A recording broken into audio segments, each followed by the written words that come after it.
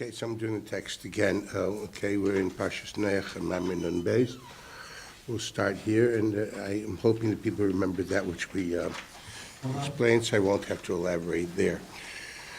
Again, from the Pasuk Vayikol Haaretz Safar Chad Dvarim Achadim, we explained that meant one language, one agenda. We brought Rashi, Medrash, etc. Okay, Medrash Rabbah, Tanchum and Kaf, this is what Shlomo said in Mishlei. If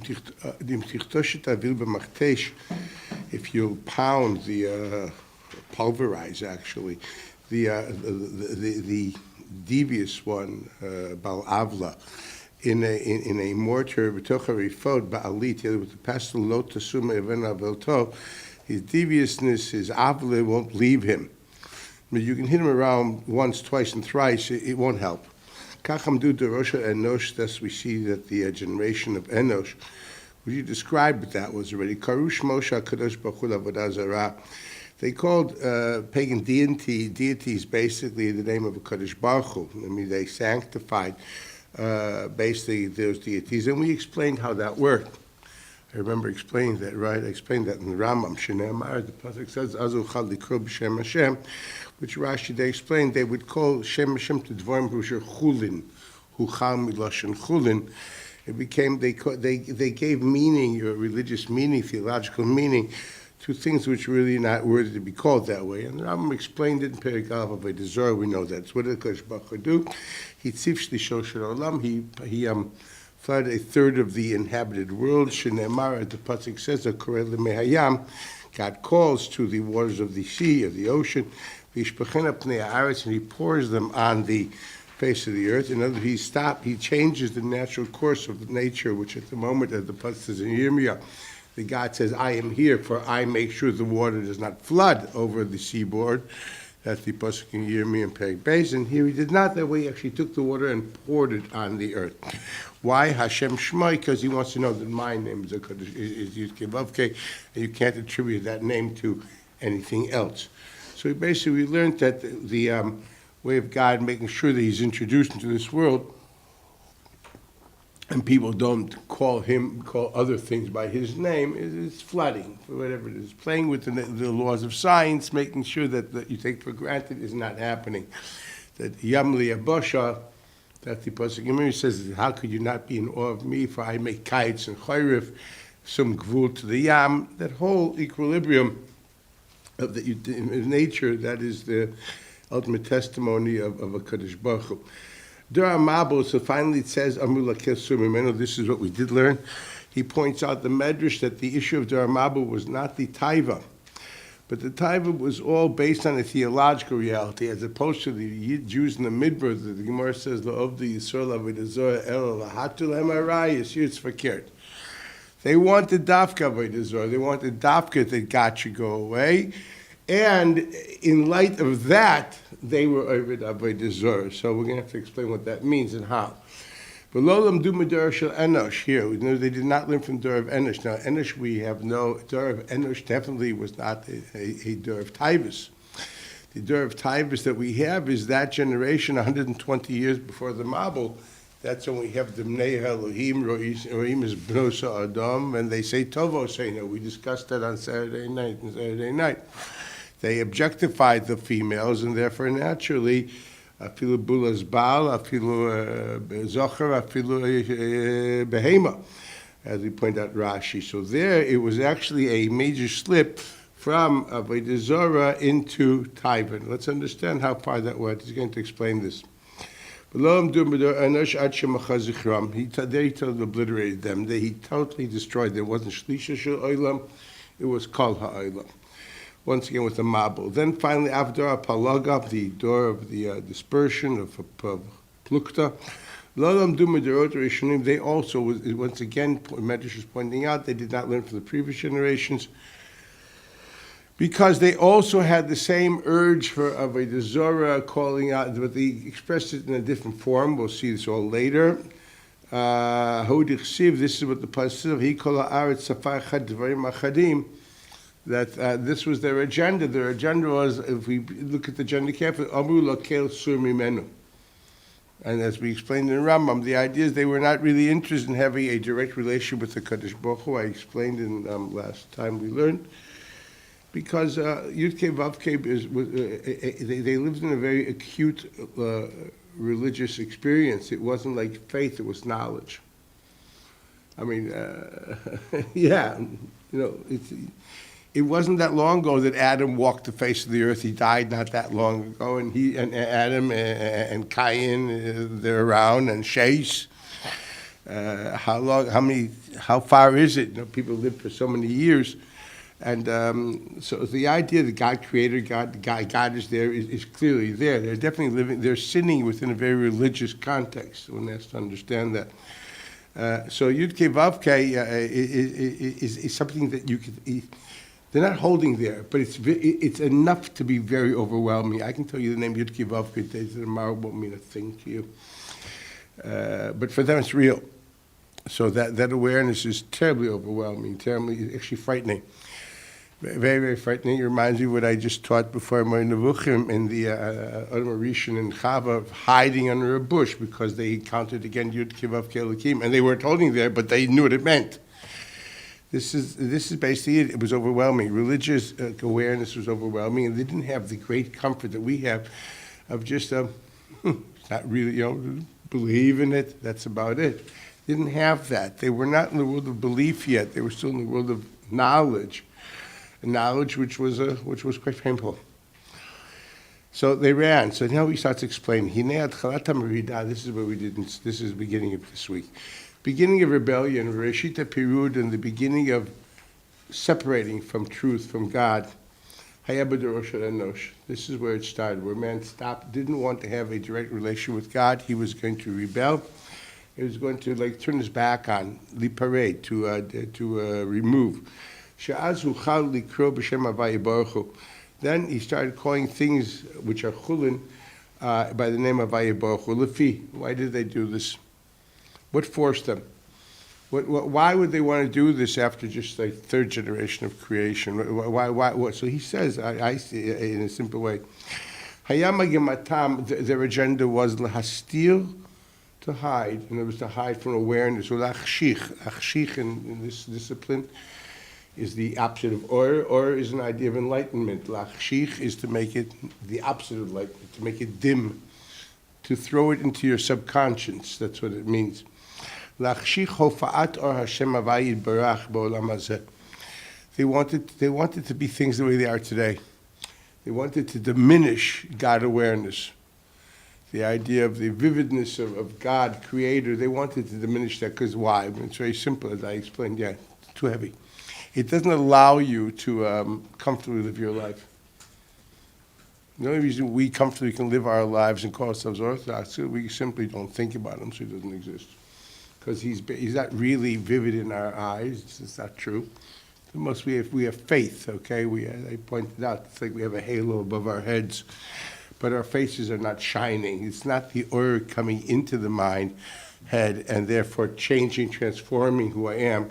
It's more an or choifif olav. It's more like a halo above the head, which we connect to, but it's not vivid. It's not real. It's not internalized, and therefore you can do whatever you want, and that's what people do.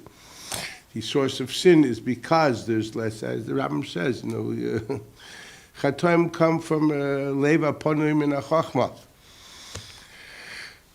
All Chatoim come from a lack of yedias elukim. Yediah, I don't mean cerebral knowledge. Knowledge is to become not just cerebral knowledge, but emotional awareness, and until it becomes a vivid and real reality. For you, for example, I'm sure that if you hear a gunshot, you duck. Didn't see the bullet, but you know that means danger. You duck. But when you see when you have a tzad chash and kashrus, and you're hungry and it looks good, somehow you don't duck. Okay, or go on. The hechsher of whatever it's enough, right?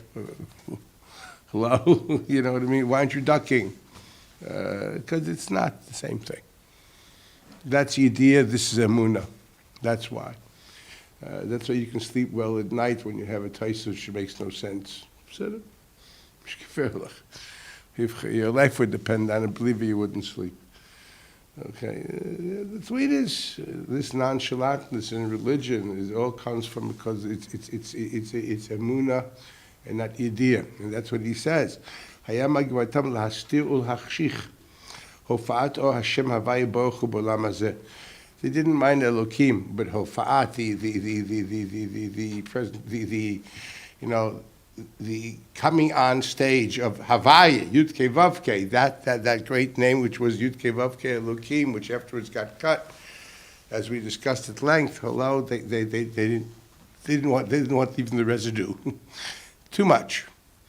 So he says, Kidei, why? Kidesh lo titbatel habriya migodol or Shem Havaya Baruch Hu. Now, what does that mean? Does that mean is like the Shem Havaya is like a sun that comes in, and as soon as it shows up, everything burns to a crisp? What is this, like a radioactive God name? What does this mean? When again, you have to learn the language. When we say Olam, we don't mean a globe or a planet. We mean a sense of existence. For the world you live in is the world that you experience through your five senses and whatever brain you have or use. Probably more through the five senses than through the rest of it. Okay, that's how you experience the world. If hypothetically you had another sense, you'd experience it differently. Dogs hear very high-pitched sounds. You ever have a dog whistle? Did you ever have a dog? So dog whistles, you can't even hear the sound, but the dogs go crazy. Bees go nuts because they experience ultraviolet light. You don't see it. They do. They get very dizzy, and then you don't want to be around. Then they get nervous, okay? They have a different experience of life. They have another sense. They have other senses and different experiences, so they see things differently. What you take as quiet, they take as noisy. What you take as passive, they think it's a kaleidoscope. They go crazy. And so on and so forth. I mean, if you ever see the Indian ladies with the dot over here, you know what that is? That's the third eye. Okay? I mean, it's what you call the eye of the inner consciousness. Okay? When you're enlightened, you attain the third eye. You see things differently. This is probably reflected also in the Gemara in Psachim, when the Gemara says that time will come when you will look at all the bloody, terrible human history and you'll see all of it was all a toiva ametiv. Not because, I believe it's for the best. That lip service you can send someone else. This is for the frail-minded. No. I know it's going to be good. You know why it's going to be good? Because the Gemara says it's going to be good. The Gemara says in the pasuk that it's going to be good. The Gemara says, when's that going to happen? When we understand Shem Havaya. The Gemara, the end of the third parak of Psachim, so the Gemara, Oto Yidna Lav Echadu. So the Gemara says, no, now he has different names. He's named Yud Kei Vav Kei, but we don't enunciate it. We don't pronounce it. We call it Aleph, Daled, Nun, Yud. So it's not Shmoy Echad. Now it's two Shemos. It's the same Yud Kei Vav Kei. You don't pronounce it. Why don't you pronounce it? Because you don't understand it.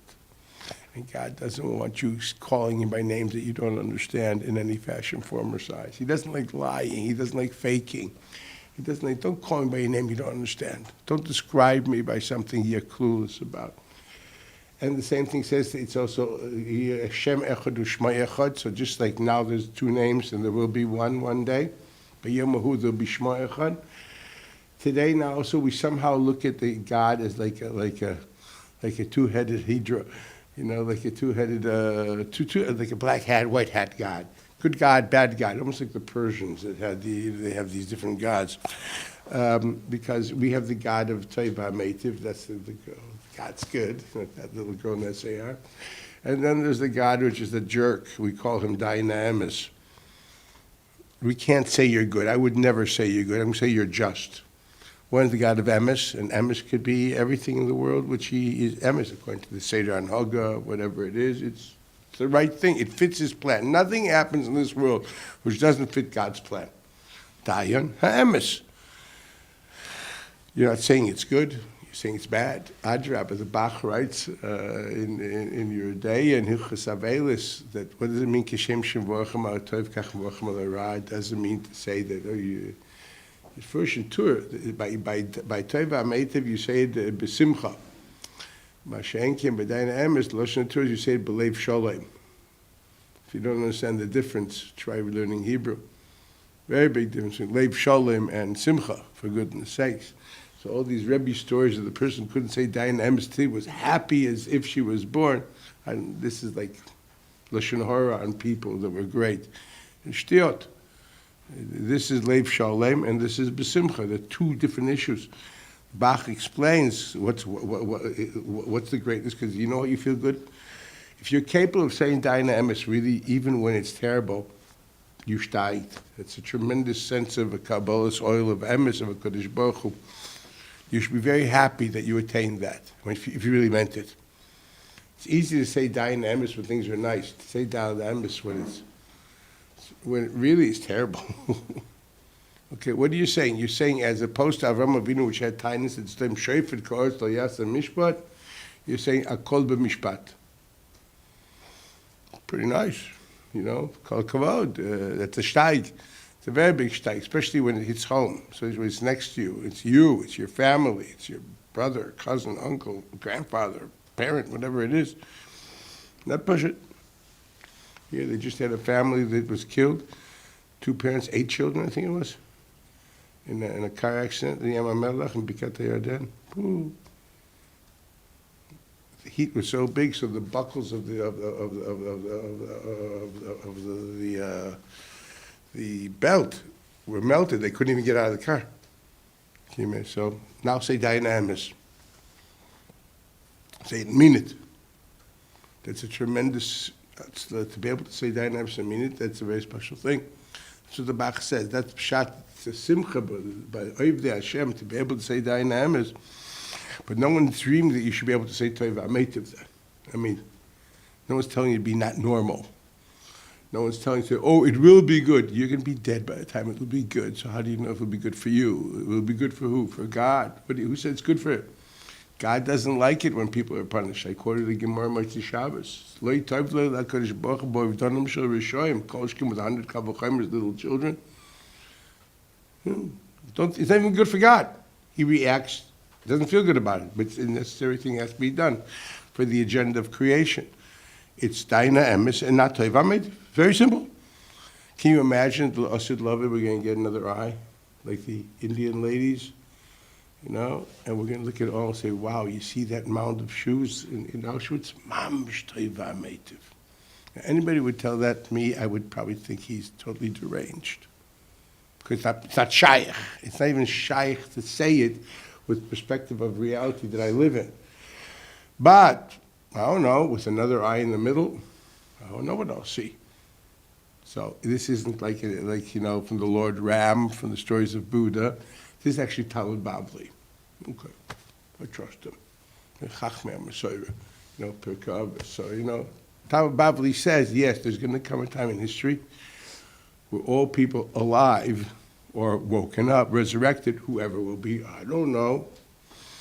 Okay, they'll have a middle eye. They'll actually see things totally different. So can you imagine? So I'm trying to say how far.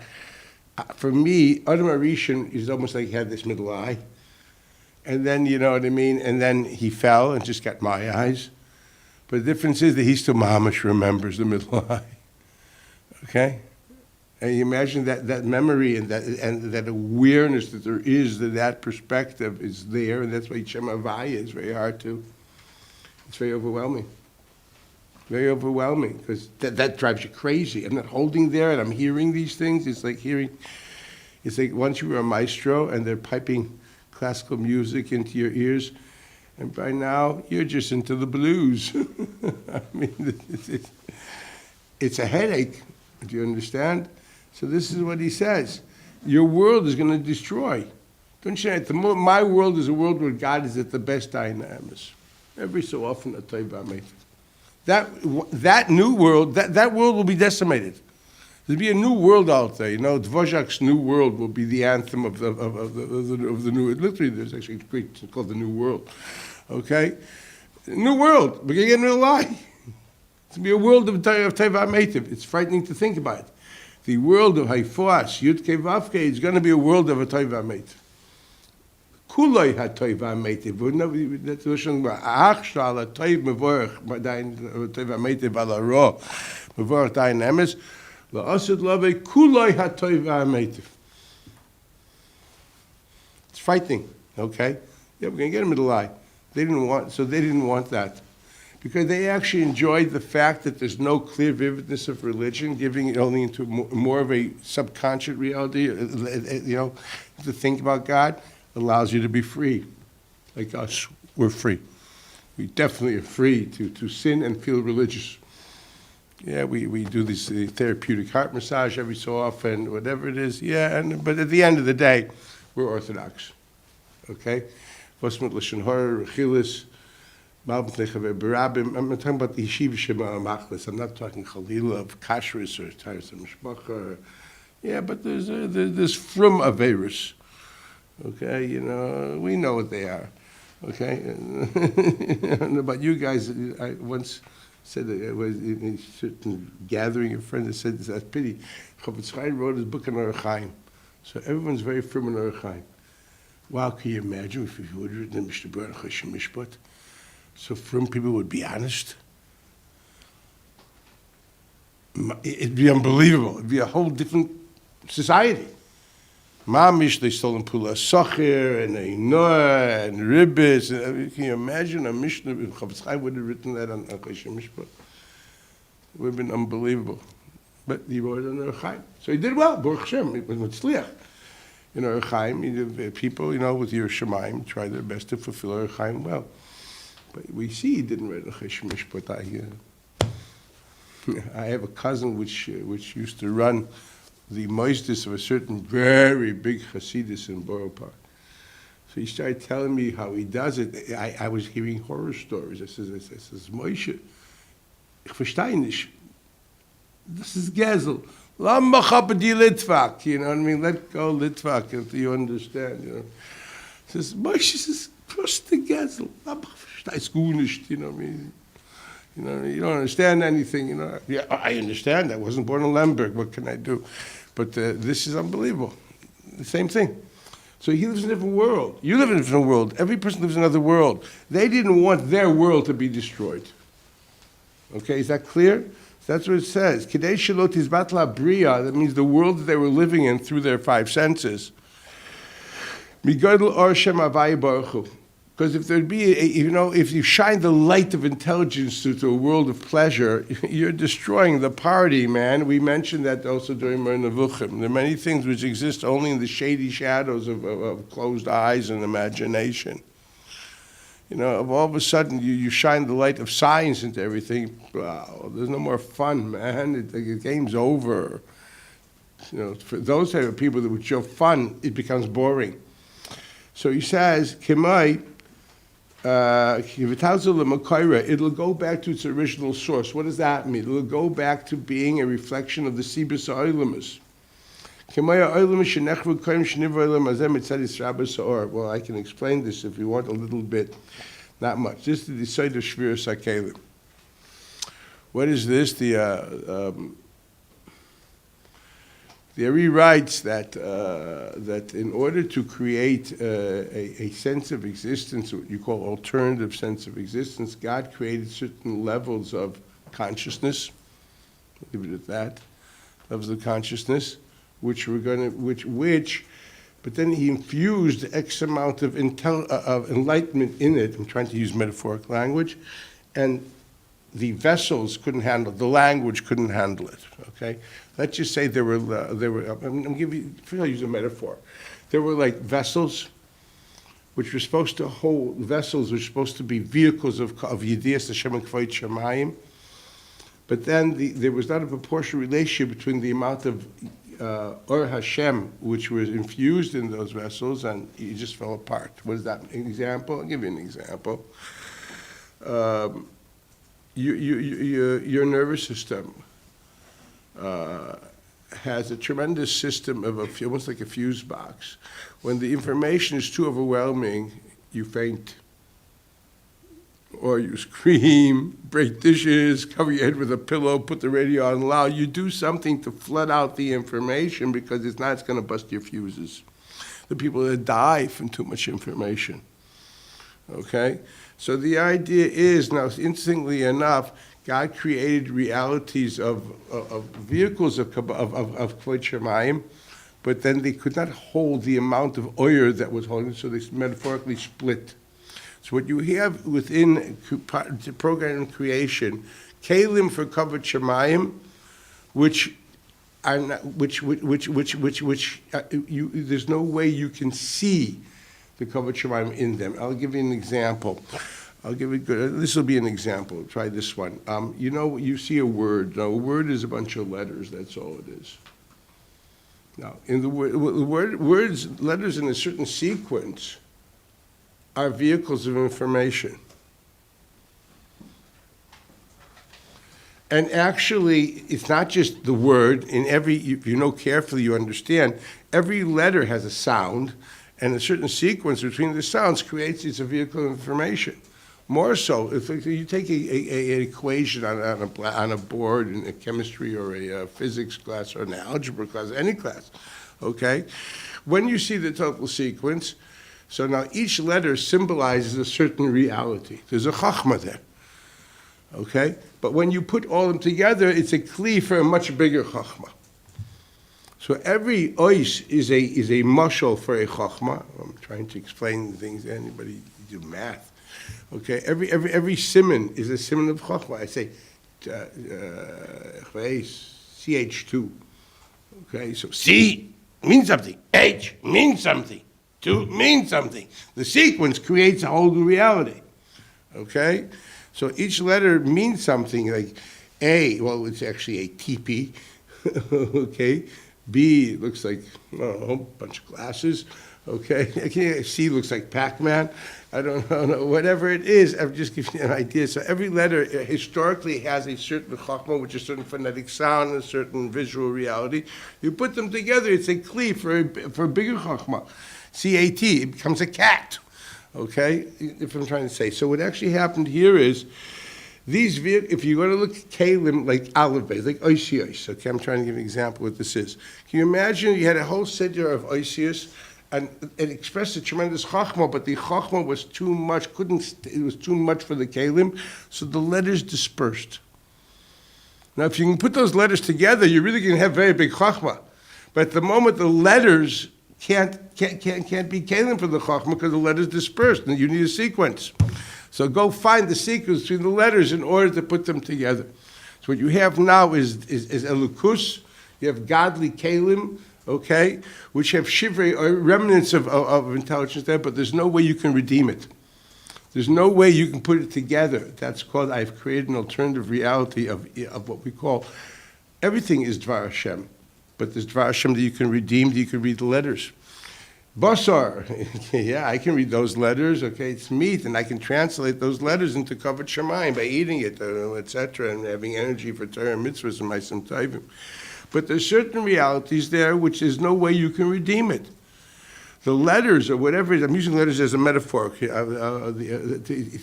order to redeem the Kvod Shemayim, or to see, or activate Kvod Shemayim, in a davar osur, you don't have the capability. Those are dispersed letters that you will not be able to make into a vehicle of Kvod Shemayim, thus you can't redeem it. Therefore, that's why you can't eat it. That's why you can't drink it. Because those are dispersed letters that you can't make them into a kli. This is called Shbiras HaKelim. This, I just gave you a layman's 3-minute, whatever it was, okay? Sniff it, what can I tell you? So this is the idea when God there rewrites that Nirma in the last pasuk, Parshas Vayishlach. Don't ask me how. It's a long drush, okay? It's crazy, you know. It's really mind-boggling. But that's the way it is. So basically, Shbiras HaKelim means to say, yeah, there's oisius there, but the oisius parchos. There's no sequence, there's no kli, there's no key of putting the oisius together to be able to see the chachma which they can entail. There is. That's what happened over here. Like God dispersed it was a Scrabble game, and he and he threw away the things. And go find it now. So at least with the regular thing, you can figure out words. Here, you won't be able to. Okay, so you have things. And this mashal is actually true also. In Dvarim Ksherim, not a mitzvah, so the letters are dispersed, but you can put them together. Okay, so you can create a kli for covered Shemaim. This is, we don't have the key. Don't have the key, so that's why it's called osir. It's tied up. What does tied up mean? It means the covered shemaim is tied up. You won't be able to get in there. Mutter means it's open. Matir asurim. It's open. It's available. Not mitzvah mutter. You can actually put the letters together to make a kli of covered shemaim. Okay, so there you have the ideas of osir and mutter. So this is what he says. Just as the world, so to speak, in order for evil to come into being, Kadosh Baruch Hu had to be meir oyer into kalim, and therefore the kalim, too much information, so the ois is dispersed, and a certain sense of reality ceases to exist. It's a metaphor for me too. I don't want to know this truth, because this truth will destroy my comfort zone. This truth will change my life, change my world. I'm very happy to be feeling calm. It's like the feeling of a typical kid, a senior, when he finally goes into college, into a real college. If you moved from a college, or you went into, let's say, Oxford. I don't know if you realize what it is. The Etonians, the Eton little boys that come into Oxford, the first year boys, they're called fags. You know what that means? They literally are, these were the choshivs, they become Eved Nirtza. They shine the shoes of the, this is Mamash like Chavan Yeshiva. They shine the shoes of the guy. They're Mishorsim Mamish. You know, the word afterwards was developed into a more of a Brooklynese vernacular, but that's where it starts from. These are the freshies into Oxford. Anybody English here? So, you wouldn't know that, would you? Well, look it up, so you'll find out. You see, this is I have a big baltaiva to pick up information. So when I was in Eton, I hopped a guy for a schmooze for half an hour, and he told me the whole thing. Okay, now, why to go to Eton? I have to go to Eton. Darf sein in Eton. Okay? It's near Windsor Castle. So, okay. Yeah, so I'm trying to say, yeah, so the Chatchila, you know, when you're in high school, you're God's gift to humanity. Your nose is mamish up there, you feel, these little freshies, yeah, it's gunch. I know, because I can say over the Reb Chaim al Lishma, or something like that, okay? You feel very accomplished. Okay, then you come to a real school and suddenly realize you're an incompetent idiot. You don't even begin to know how to read or think. So your ego is like in the pits. Okay, so you can either say, yeah, but I'm going to learn how to think, because you really have enough self-esteem to say, okay, I realize I wasted time. I'm going to reverse that. Or actually it wasn't a waste of time, because it gave me a sense of, now I know what I missed. Very important. Also important in order to go further. Or there's another possibility. Turn your back on that and go find yourself a yeshiva or whatever it is that they'll continue your high school experience and tell you another Reb Chaim and a Reb Dusner, Reb Jens, and regurgitate the pre-processed information, and you'll look like a camel. You'll have a bunch of humps. Okay? But that's a possibility too. So there's two possibilities there. Do you want to preserve the world, or do you want to? Or you don't want to preserve the world because you realize you're going to break the world because there's a bigger world happening out there. It's called soisa amnas livnois. It's called being in Shabbos. Okay, being in Shabbos. I've learned a long time ago. Forget the truthsum, the ikers, the kasha. If you ask the right questions, the truth will come 5 years later. Who cares about the truth? First, ask the questions, see the problem, enjoy the darkness. You will never get to light until you mamish suffer from the black darkness.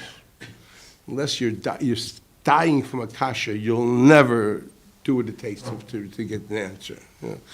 These reprocessed. Off the rack, pour some hot water into some noodles, you have automatic soup. Did you ever taste that stuff? I wouldn't give it to my dog when I had one. okay? I had one till the age of 2, okay? 2.5. I still have pictures of my dog, okay, in Hamburg, okay? But, are you kidding? I mean, all these different things that that soup, let me take you somewhere. The chefs, which are mumchim in soup, you understand? I always hold the sheet. You don't have to but if you're going to do it right. This is my sheet. You're going to do it right. Don't these Israeli steaks. That steak, you put that in your shoes, okay? You walk on those things. But this take you. I got a good place in Jerusalem. At least it looks like a steak. Okay, it actually tastes not bad. Okay. Anyway, but I'm trying to say that's the idea behind this. They don't want enlightenment. They don't want knowledge. My father always said and said my Zayda was a big Meirur in Grodno. He says those to wissen sein. He tells me, Sheker Tormen nicht sagen. You're never allowed to lie. Aber der Emes will keiner nicht hören. But the truth, no one wants to hear. Why does anybody want to hear the truth? The truth is embarrassing. The truth it destroys your comfort zone. The truth, don't lie. But tell yourself a favor, the people don't want to hear the truth. A guy tells me, what do you say about this for? I said, you really want to know? No, forget it. You know what I mean? You're supposed to say it's brilliant, it's nice. Oh, mod fair. I know how to lie. No, it's lie. It's beautiful. It's nice. It's got nothing to do with the truth, but it's very nice. It's hashena sheker. Should I tell him the truth? What for? Let him live. He's not my student. I don't have to change his mind. So to my student, I'll say it's a very nice lie. Okay, but you get that. But otherwise, no, very nice. I remember I had a Meister Shahoya. I remember the first time I went to America. I'll tell you a story.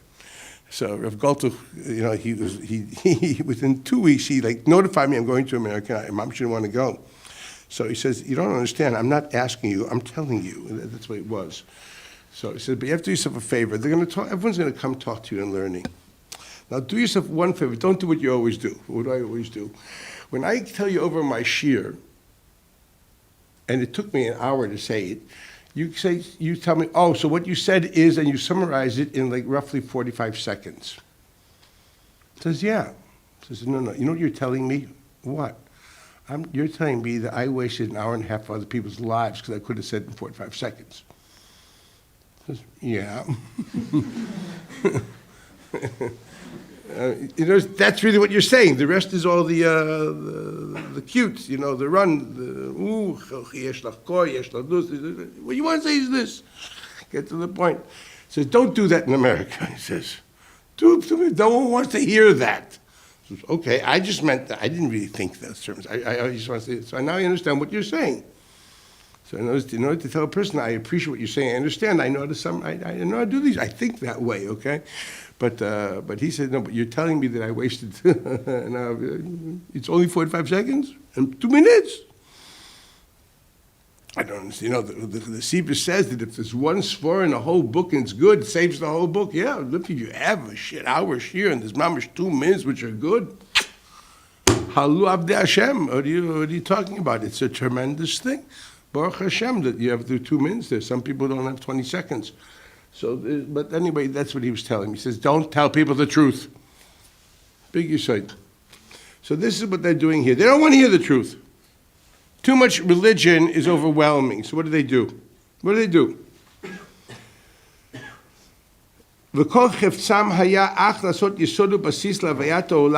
all they wanted to do is to give some kind of a foundation and a stability to the existence of the world or the level of consciousness. It should never be annulled. They like the world they're in.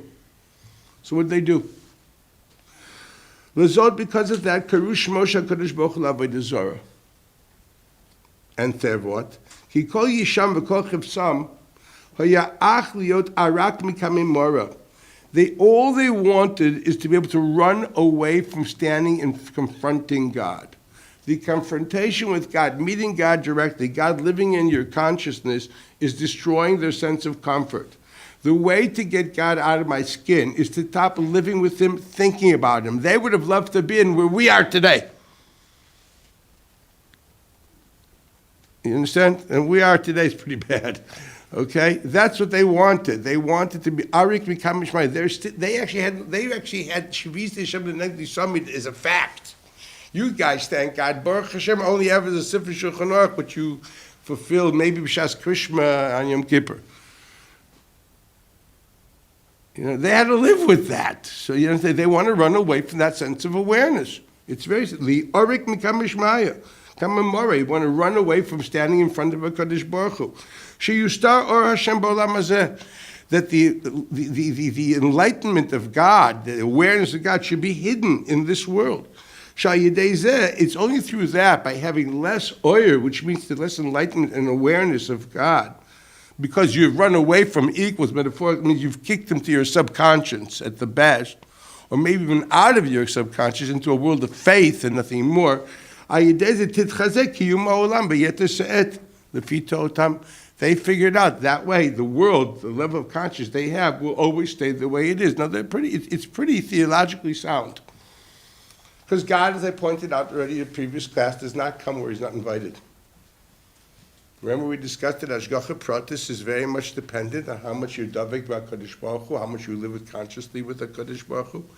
I quoted the Rambam and the Ramban in Iyov Parshal Perik Lamed Zayin. God intervenes to the extent that you care about and think about him and live with him. To the extent that you live less with him, you're a person which is nitan lemikre. He won't protect you for the normal courses of events. We mentioned that. When we learn Ashgacha Pratis Be'yu, and I'll do it more, but that's what it is. They were quite sound. We will run away from thinking about him, and slowly but surely we won't think about him, and he won't exist. If we don't think about him, he won't be involved with us. And he'll stop. People don't want to teach if there's not people there that want to hear. God will not reveal himself to people which are wholly not interested in hearing him. It's very simple. I mean, you see how much you have to kvetch and pray to Kodesh Baruch Hu for shtikl harin and b'sarasecha. You think you get it automatically. You can kvetch, which say 100 times. If you don't break your back on the taisus for a few hours, it's not going to happen. It doesn't happen. I mean, I can tell you right now that this is an emes. That less than, when you get to 4 hours ritzufais, you're beginning to touch something. 6 hours ritzufais, that's learning.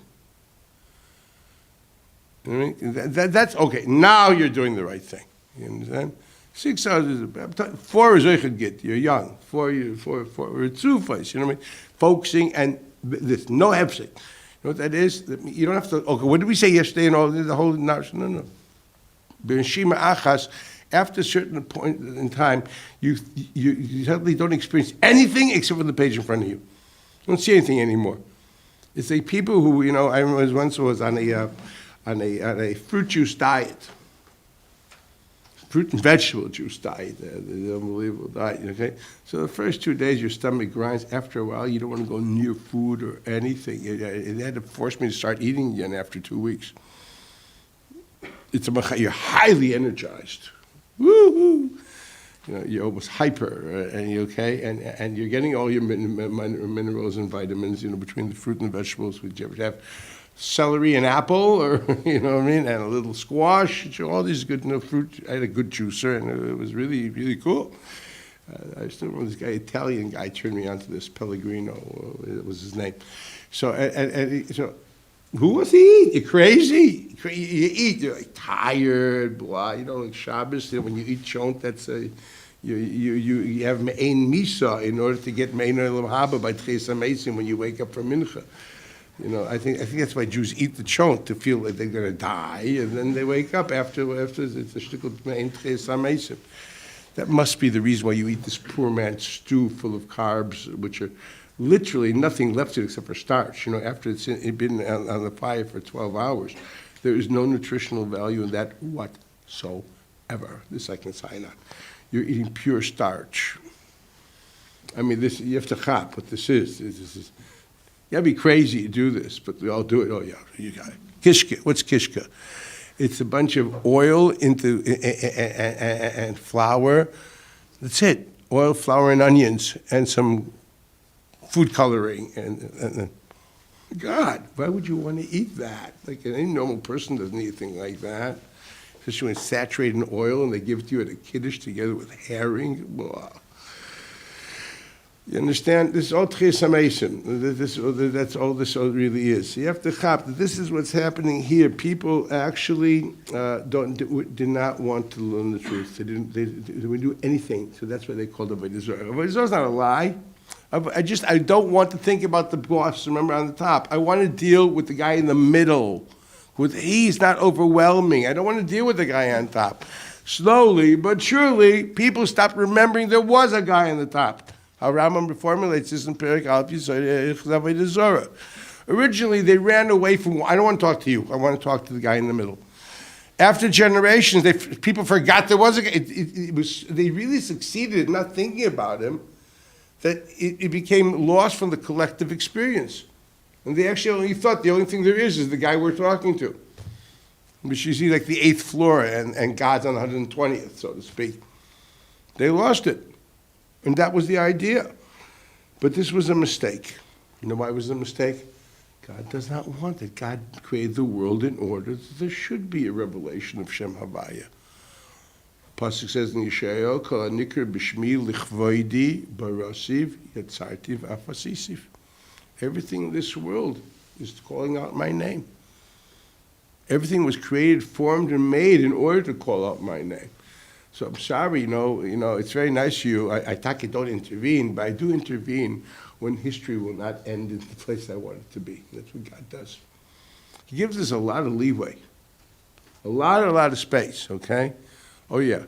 But every so often, he kicks history back in place, and it can be very, very painful. So this is what it says. This is another part. It's come barbat min al sheino mino. This hasn't been the Shraba.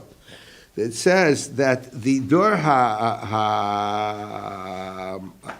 Enosh, they were into Kalayim.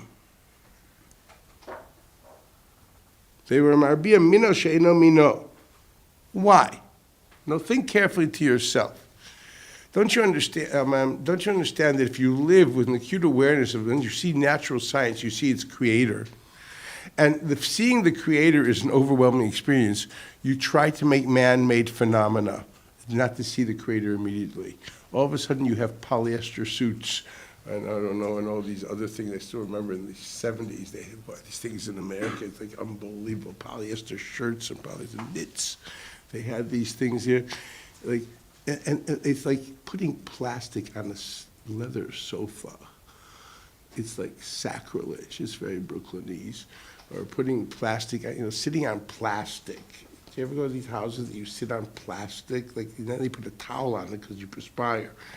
Okay, like, what are you doing, man? Like, sitting on plastic. Same thing here. You don't want to experience the natural phenomena. We don't want to experience because the yenta there doesn't want to pay for the cleaners or to change her furniture every 5-6 years. What can you do? Because they made it once, and Ad Khan did not do it again. But here it's different. Here the pshat is because you see natural reality. You see Shem Shemayim. They mamash are in the darga of Tchelis Demer L'Rekia, Yam Demer L'Rekia, Rekia Kisri HaKavod.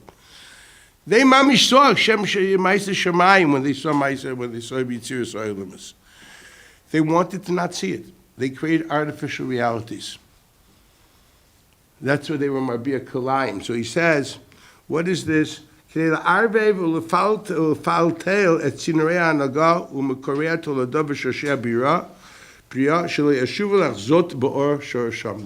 want to see in an enlightened way the shoirish of things where they're coming from.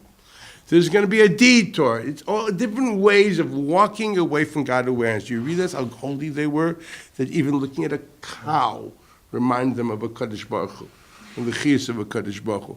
I don't want to. A horse. I'm going to make a mule. I'm going to make a pered, which is our above, a horse and a donkey. Oh, this is ready. Yad Odom boy. This is not the natural phenomena. It's easier for you see how that is. It's unbelievable how natural reality was religious experience for them. That's what I described Rambam and Avodah Zarah that said that as soon as they saw the sun, the moon, and the stars above them, that meant that God is telling us they're more important than them. I promise you, you saw the sun and the moon multitudes of times. You never thought, oh, that means they're important. God is telling me a message. They're more important than me. And that's what they saw. That's how Rambam describes it in Perek Al. You see what they saw when they saw science. I mean, you say, Mo Rabu Ma'asecha Hashem. Yeah, very nice. It's true. They mamish saw Kodesh Baruch Hu were there. So that's what it says. That's where they're Ma'aru Kalayim. Uked Isa was our Kodesh K'tayshim, but Tam Isra Boaz Kalayim. What was the time of Isra Boaz Kalayim? Because we want the natural world to be a Kli, to actually to look and see the Creator in the Mitzvahs. That's why we want it that way. But the truth of the matter is, what they did only caused the opposite. Because of this hiding of the God enlightenment, because what they wanted was the Ark becoming more running away from God awareness. Not to call out the name of Yud Kei Vav Kei to God the way it is. Because of that,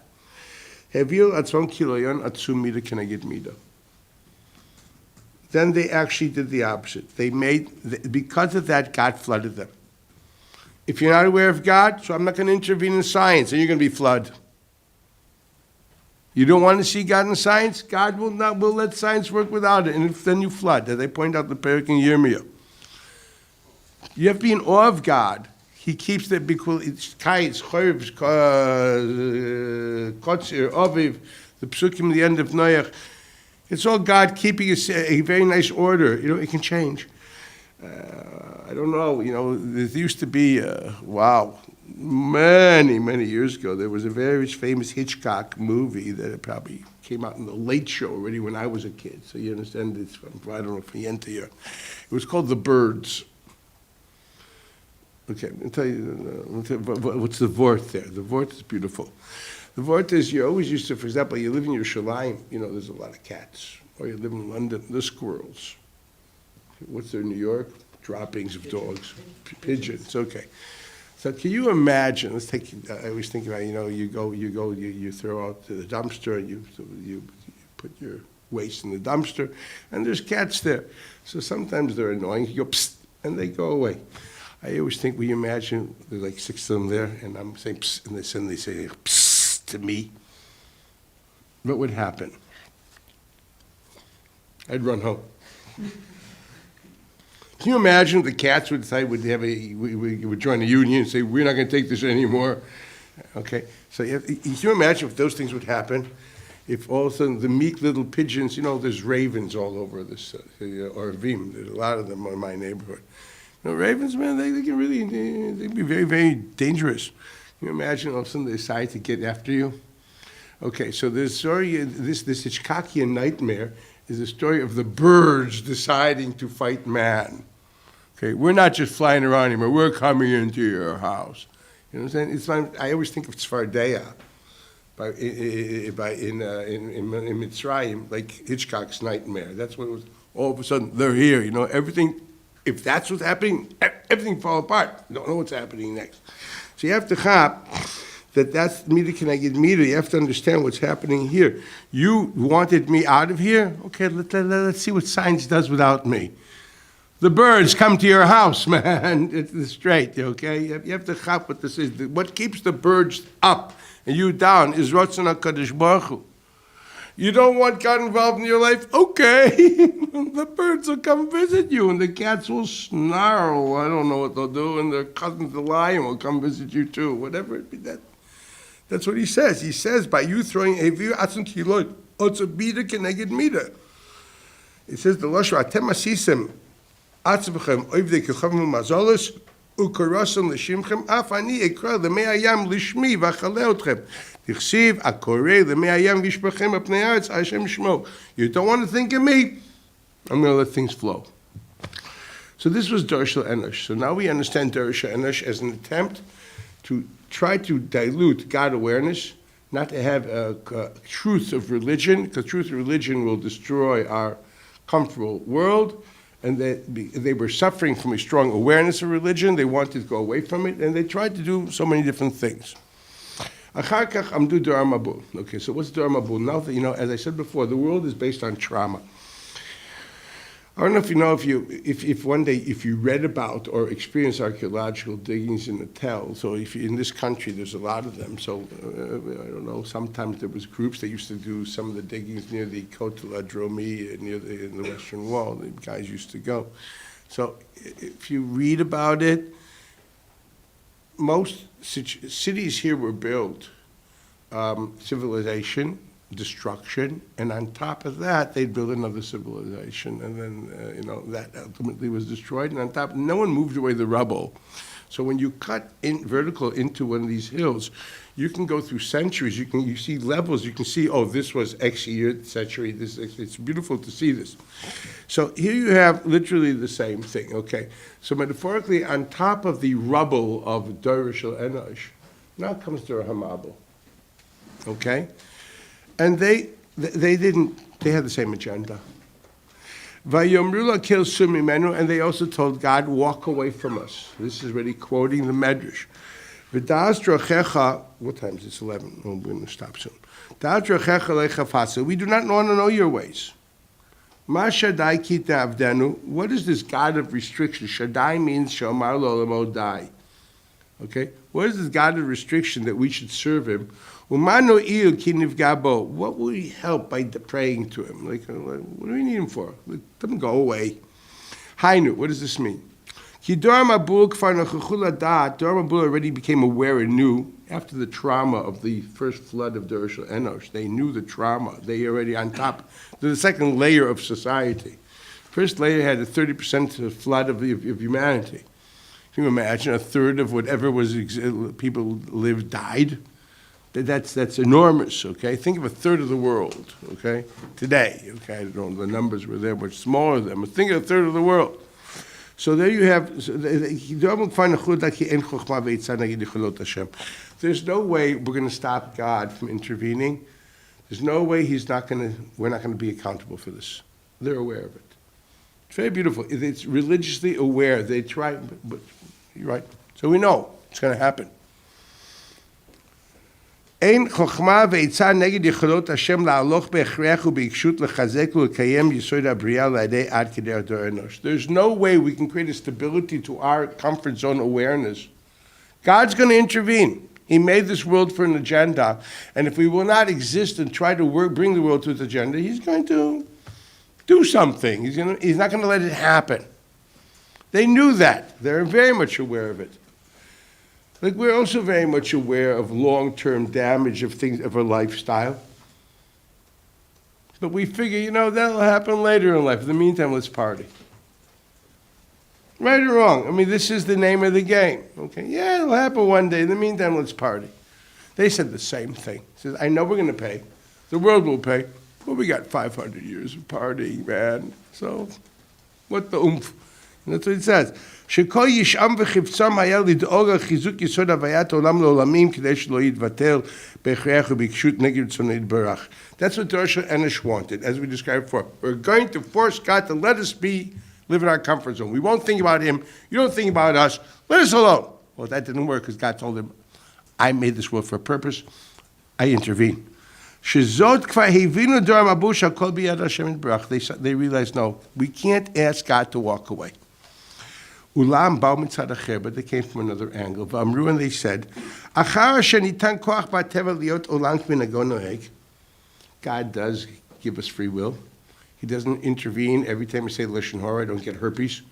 Every time I look at a Mara Osra, I don't get a glaucoma.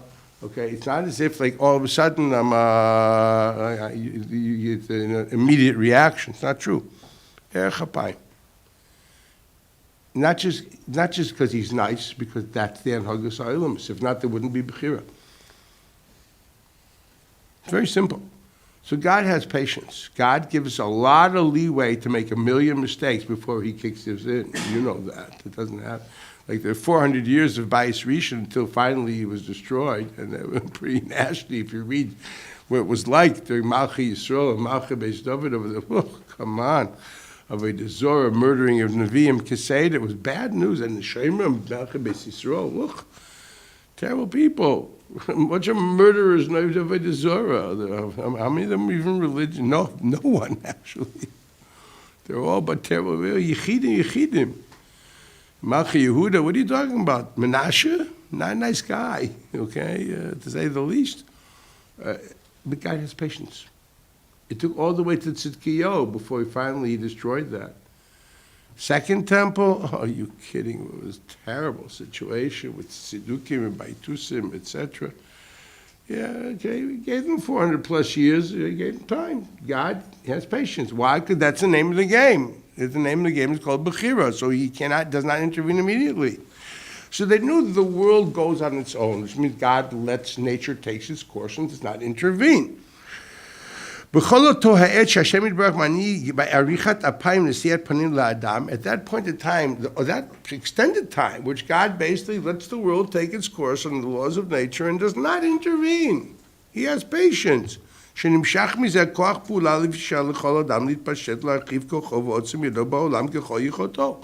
Because God doesn't intervene, naturally we have the capability of extending ourselves and expressing ourselves in whatever fashion, size, and form we want. We're free because he doesn't intervene in every second. Yes,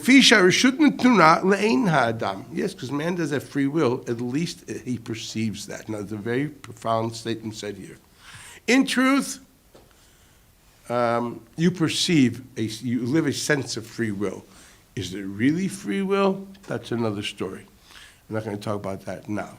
Okay, but he has a beautiful sentence which is underlined for your own selves. Look at the word le'ein ha'adam and underline that. That's a very important statement. It means at least subjectively you experience free will. They figure, we're going to pay a price at the end, or the world will die at the end, but we have 500 years, let's party. They don't care if the world will go apart. They don't mind. They want to live a certain lifestyle. They want to live a certain world. They want to experience a certain experience of existence.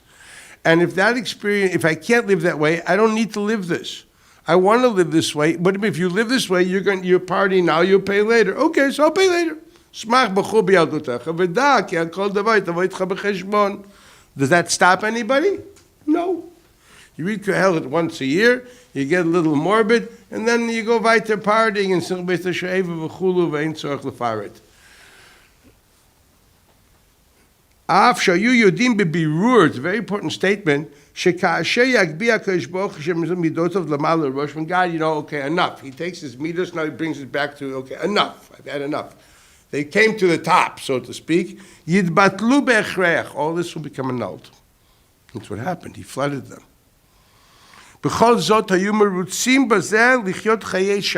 willing to live a temporary reality. It reminded me of contemporary society, with all the different vices which are definitely detrimental for health, wealth, and pursuit of happiness. People are dying in stairwells, snorting cocaine. I don't know what they're doing. Every mudna, meshuggah, and taiva in the world, which is ending up, obviously, there's not too much arichas yom and good health out of this, the lifestyle that people are living. Yeah. Well, okay, so you got to go. In the meantime, have a party. That's what it boils down to be, okay? They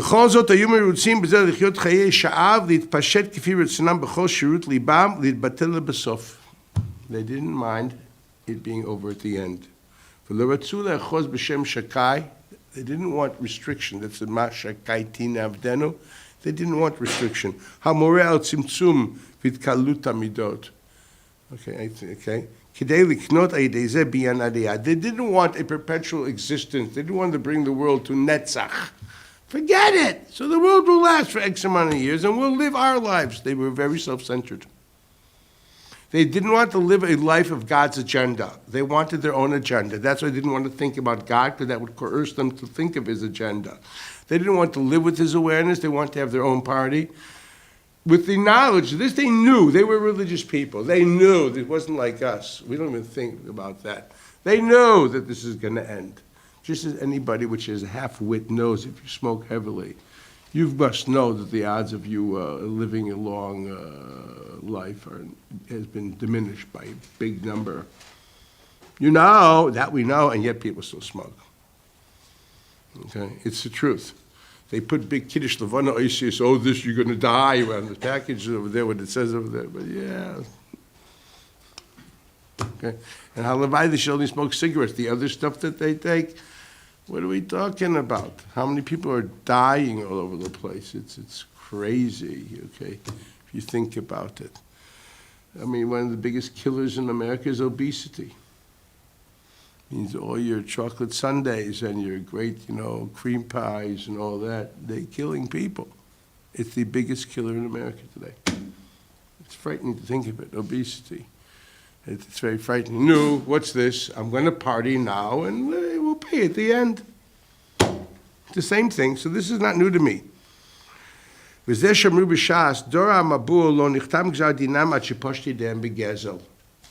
that mean? Now, it's very modern. We have a major theological issue. We have the issue of the Taivas mentioned there in the end of Beraishis, and yet the Gemara says, the Medrash says, that it's a Gemara and a Medrash, right? Gemara Sanhedrin, the Medrash in Bahar, that it was Gezel. So Meleah Vonot, Mimikadreg Berosh, Gezel. Shene'emar, Ube'etzem, Bitzom Berosh Kulam. Why? The idea behind this is they lived a life without limits. No restrictions. Totally self-centered. Everything there is for me. Levi Shabbat, they only thought about today with no tomorrow. They were pure Balei Taiva. The Balei Taiva thinks about today that has no yesterday, that has no tomorrow. Mitzrayim was a Ummah of Balei Taiva. Zirma susim zirmasam, the Navi says. Their seed is like the seed of horses. They have no sense of father, son, and generations. The child is the is the price you pay for a few moments of pleasure. Ein bayis she'ein bo meis, yeah, because there are quite a few b'chorim in every household. Kinishusayim bezano, it's Rashi, all this is in Chumash. The type of people that live short, they live only with it today with no yesterday and no tomorrow. That's a society which drowns one-day-old babies.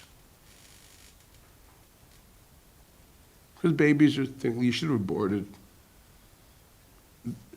For us, a child is the movement from yesterday through today to the tomorrow.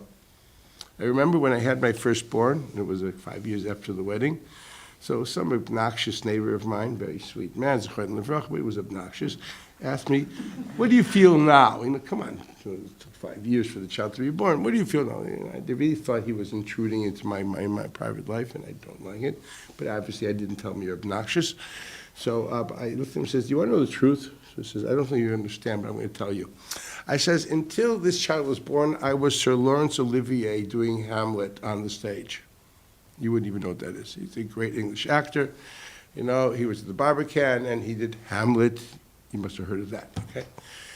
This little thing here was born. They kicked me off the stage, and now I'm the producer, hopefully the director, and maybe I'll even get to write the script.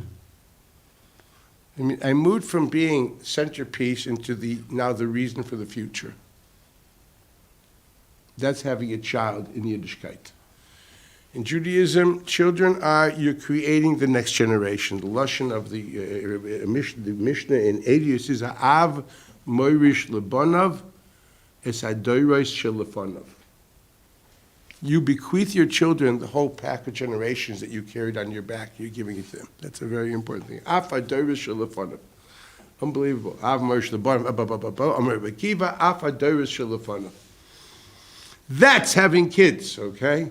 That's living with the past, the present, bringing it all into the future. You take the dervish shalafonav and you're giving it to your child.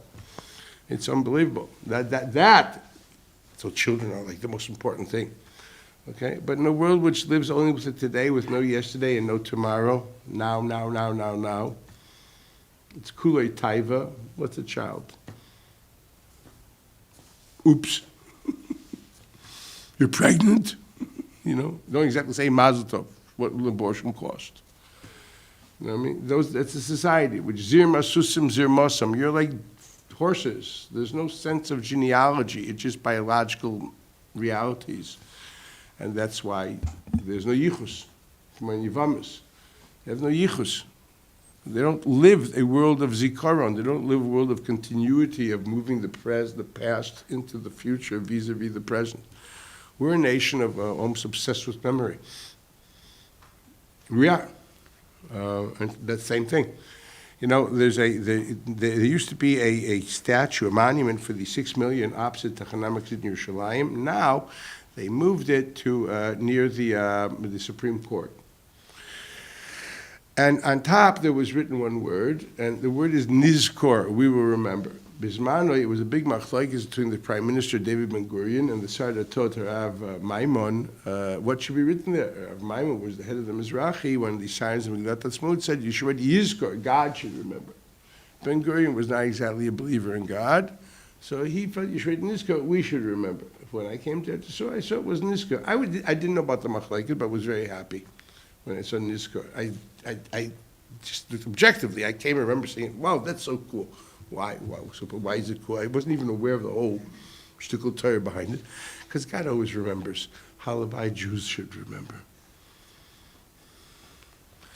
You know what I mean? I think that's our job, is to remember, to live in memory, to be people of the moving the past into the future vis-a-vis the present.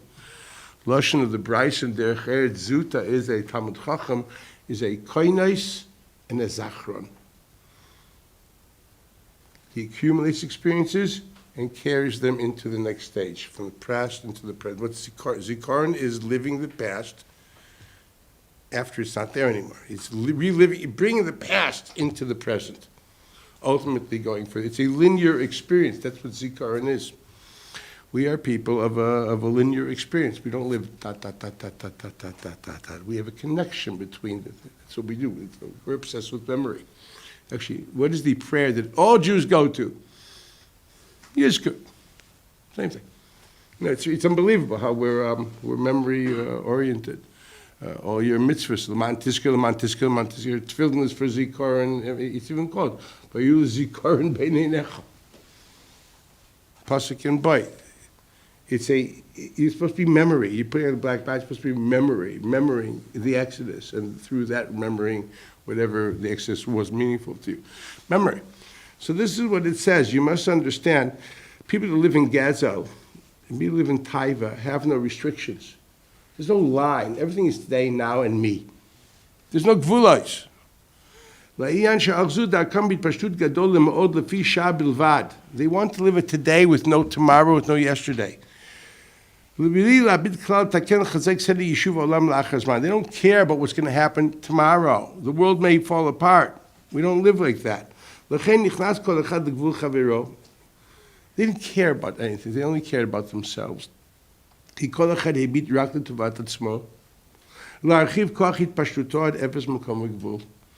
whole generation was self-centered. We don't care. We don't want to know about tomorrow. We're going to talk about today, and today we want to party. So nothing is long-term. Everything is me and now. So then, I like your car. I'm going to take it. That's what it means. What is gezel?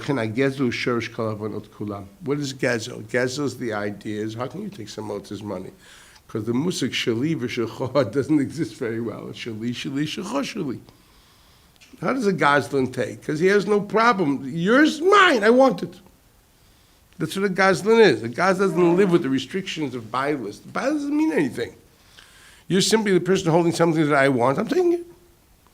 So he said this is indicative of their total Weltanschauung. That's how they saw things. They didn't care about the future. They cared about today. And that reflects itself also in their taivus and everything. A person which lives with no tomorrow and has no future, has no past, there's no limit. There's no limit. And that's the world of taiva. That's the world of Getzel. That's Dor Hamabel. Okay, it's late. Then. Let's go for today.